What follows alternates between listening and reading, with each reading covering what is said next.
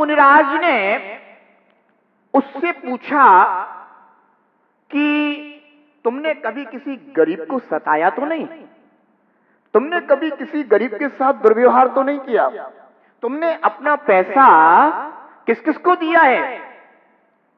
तो सेठ जी ने बताया कि मैंने ऐसा एक उसको दिया, उसको दिया, एक धीवर को दिया। मुनिराज ने कहा कि तुमने जो पैसा धीवर को दिया है, वह धीवर उससे मछली पकड़ रहा है, हिंसा हो रही है, पाप हो रहा है, तुम्हारा पैसा अब पाप के कार्य में लग गया है, इसलिए तुम्हारा भी अब पापोदय शुरू हो गया है। ध्यान रखना बंधुओं, इसलिए अपने धन का उपयोग भी हमें बहुत विचार विवेक पूर्वक करना चाहिए। इस जगत में हमने अनंतों बार जन्म मरण किया है और इस जीवन को जीने के लिए हमने न जाने कितने व्यापार किए हैं। कभी उच्च योनि में जन्म लिया, कभी नीच योनि में जन्म लिया, उच्च योनि में जन्म प्राप्त किया तो वैसा व्यापार किया, नीच योनि में जन्म हुआ तो वैसा व्यापार किया, पर यह जीव अनादि से आज तक केवल व्यापार धंधे में ही लगा हुआ है, पर जीव ने कभी अपना आत्महित नहीं पहचाना। यह बात आचार्य देव इस 52 नंबर की गाथा में हमें समझा रहे हैं। बंधुओं, एक बात का विचार करना,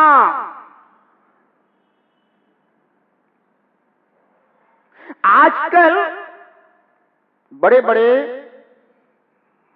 धर्म संस्थान खुले हुए हैं। जिन धर्म संस्थानों में धर्म की बातें भी सिखाई जाती हैं और लौकिक शिक्षा भी कराई जाती है। स्कूल हैं, कॉलेज हैं, यहां तक कि यूनिवर्सिटी भी खुली हुई हैं। केवल एक बात बताना कि उन सबका प्रयोजन क्या है? आत्महित प्रयोजन है या अर्थ प्राप्ति प्रयोजन है? बड़े बड़े ऐसे ऐसे संस्थान खुले हुए हैं जिन संस्थानों में यह बताया जाता है, कहा जाता है कि आपके लिए कोई ना कोई नौकरी दी जाएगी, मिलेगी, ऐसी उनकी सेटिंग चलती है आजकल। और बंधुओं, बच्चे वहां ज्ञान प्राप्त करते हैं। जो बच्चे लौकिक ज्ञान प्राप्त कर रहे हैं उनका तो एक ही प्रयोजन है कि हमें पैसा कमाना है, धन कमाना है। जो धार्मिक संस्थानों में भी विद्या अध्ययन कर रहे हैं उनके भी एक ही प्रयोजन चल रहे हैं कि तुम्हें बड़े होकर के धन कमाना है, अच्छे पदों पर पहुंचना है। बंधु, आत्महित का प्रयोजन कहां है? ये जीवन इतना दुर्लभ है और ऐसे दुर्लभ जीवन में भी आत्महित का प्रयोजन अगर दिखाई नहीं देता है तो फिर मान लीजिए कोई वहां से पढ़ लिख करके विद्वान बन गया, तो क्या विद्वान बनने के लिए आपने धर्म की शिक्षा प्राप्त की थी? धर्म की शिक्षा तो आत्महित के लिए होती है, विद्या कभी बेची नहीं जाती। लौकिक पुस्तकों में चैप्टर पढ़े हैं अपन लोगों ने, ये तो चलो धार्मिक शिक्षा की बात है। लौकिक पुस्तकों में भी ये अपन ने पढ़ा है कि विद्या कभी बेचना नहीं चाहिए। पर आज क्या हो रहा है आप देखिएगा, जितने भी विद्वान हैं, जो भी संस्थानों में से पढ़ पढ़ करके निकल रहे हैं, उनका एक ही प्रयोजन है, आत्महित प्रयोजन नहीं है। अगर आत्महित प्रयोजन होता तो वे जरूर या तो श्रावक धर्म में स्थित हो जाते या फिर समण धर्म में स्थित हो जाते, क्योंकि इतना ज्ञान किया पर वो ज्ञान प्राप्त करने के बाद केवल दूसरों को समझाने के काम आया, पर अपने को नहीं समझा सके। आखिर ये क्या है? आचार्य भगवान कहते हैं सब लोग संसार में अपने अपने धंधे में फंसे हुए हैं, संस्थानों से निकल करके अपने अपने धंधे में सारे के सारे जीव लग जाते हैं, उन्हें समाज में सम्मान मिलने लग जाता है।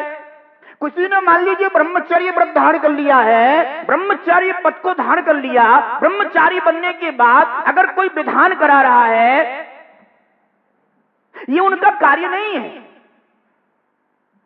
धंधा हो गया ये तो। आप धंधे में लग गए।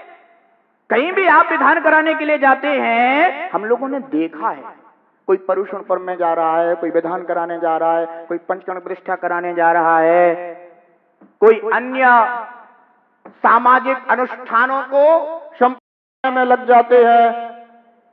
ओहो, इतना महान व्रत धारण किया कि जिन महान व्रतों को धारण करने वाले स्त्री या पुरुष जो भी हुए हैं, उनकी चर्चा हमारे शास्त्रों में है कि उस व्रत के प्रभाव से उन्होंने ऐसे ऐसे अतिशय प्रकट कर दिए बंधुओं कि जिनका नाम बड़ी श्रद्धा से लिया जाता है, और उस व्रत का कोई महत्व नहीं है, उस व्रत की कोई कीमत नहीं है। आपने इतना महान व्रत धारण किया और क्या बन गए? विधानाचार्य, प्रतिष्ठाचार्य, अनुष्ठानाचार्य।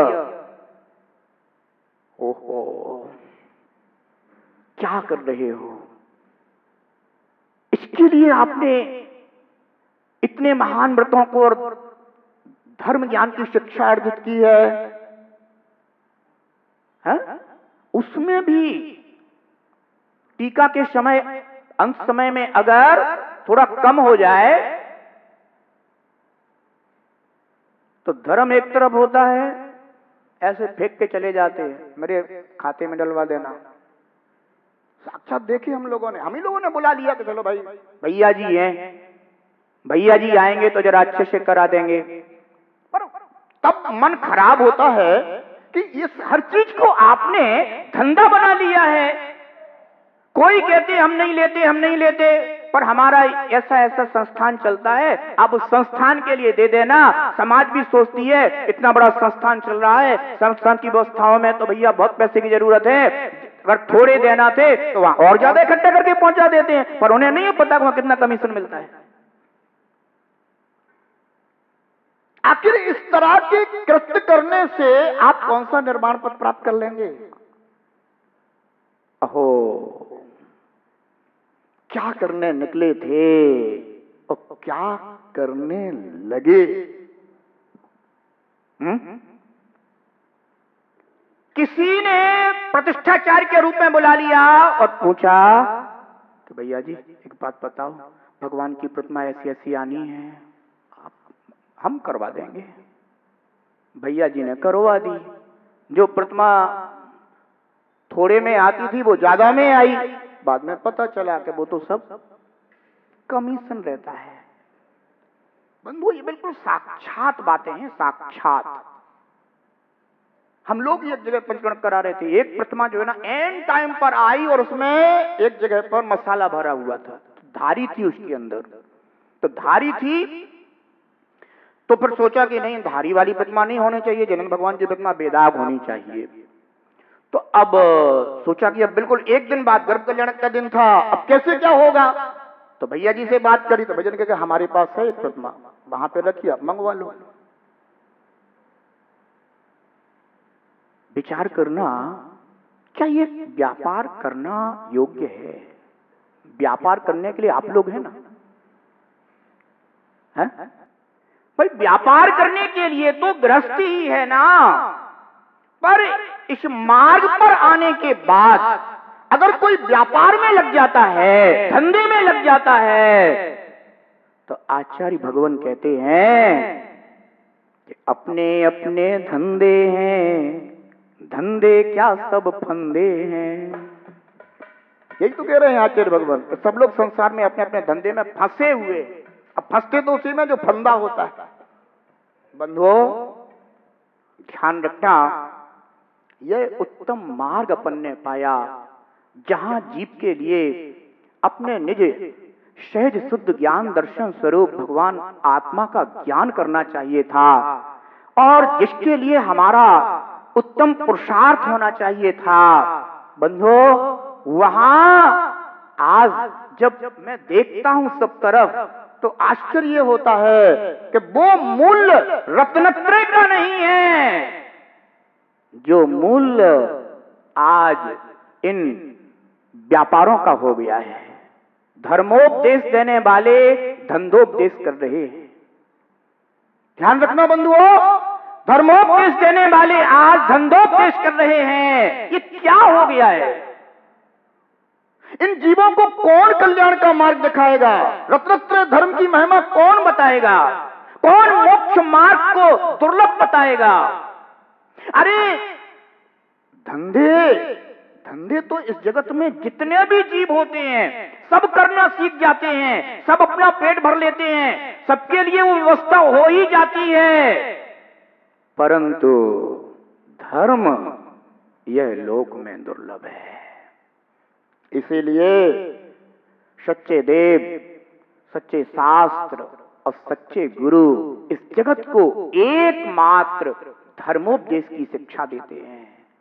जिनेंद्र भगवान की वाणी ही बंधुओं धर्मात्माओं के मुख से शोभा देती है। इसके अलावा ये लौकिक कार्य जीव के हित में कारण नहीं, अहित में कारण बनते हैं। और जब भी जीव धंधे में पड़ेगा, अर्थ की बात जहां भी होगी बंधुओं, वहां तो फिर यही चलता है, जो धंधा तुम करते हो वही धंधा पर सब करते हैं। ध्यान रखना, पर शोभा नहीं देता। आचार्य भगवान कह रहे हैं, सब लोग संसार में अपने अपने धंधे में फंसे हुए हैं।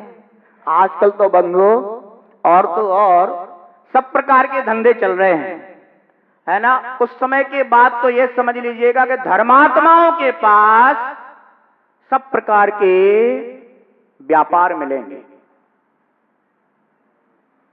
कोई इस पद में आ गए हैं, साधु पद में आ गए हैं, तो कोई देखो तो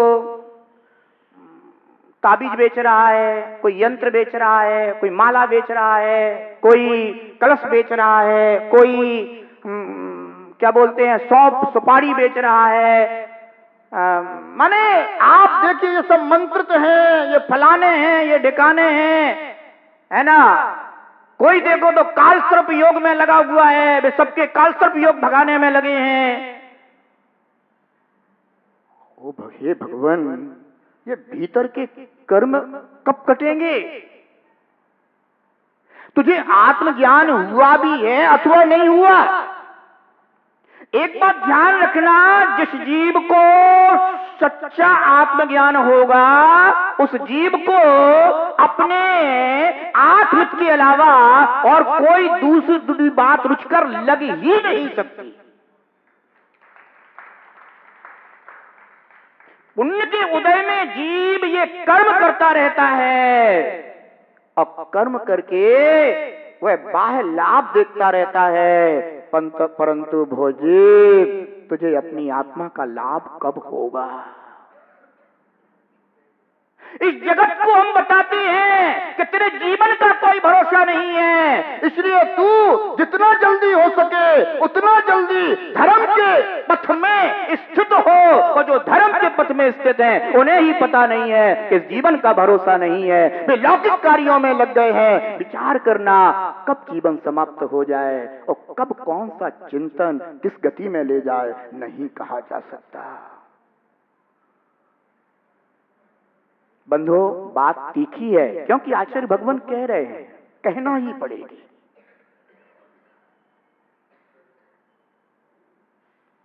पर ये सब चलाते तो आप ही लोग हो ना। महाराजों की दुकानें आप लोगों से ही चलती हैं।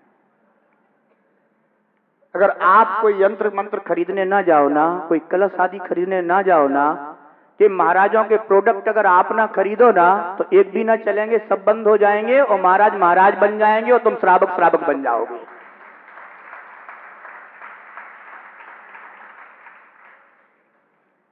बंधु, श्रद्धा का दोहन है ये, ध्यान रखना। सबसे अगर दुर्लभ कोई है तो वो है निज भगवान आत्मा। इससे दुर्लभ लोक में कोई पदार्थ नहीं है, न था और ना कभी होगा। जिनेंद्र देव कहते हैं, सच्चे निर्ग्रंथ वीतरागी संत कहते हैं, मां जिनवाणी कहती है कि बेटा मेरा आश्रय करो, पर तुम्हें जब अपना आश्रय हो जाए तो मेरा भी आश्रय छोड़ देना, फिर ये संसार के पदार्थ कहां लगा सकते हैं। परंतु इस पंचम काल में सच्चे देव सच्चे मिल जाएंगे। जिनवाणी पूर्व आचार्य कथित सच्ची मिल जाएगी, परंतु सच्चे गुरु और धर्मात्मा को खोजना पड़ेगा, ये ध्यान रखना। क्योंकि सच्चे देव तो अब जिनालय में ही मिलेंगे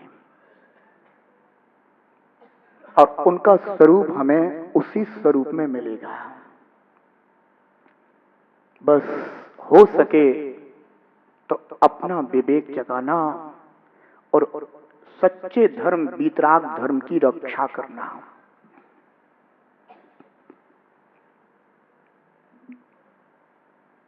बंधुओं, यही देखता रहता हूं और विचार करता रहता हूं। अनेक जगह ब्रह्मचारी लोग सोले की वस्तुएं बेचते हैं। मैं कभी कभी सोचता हूं कि सोले की वस्तु भी बाजार में बिक सकती है।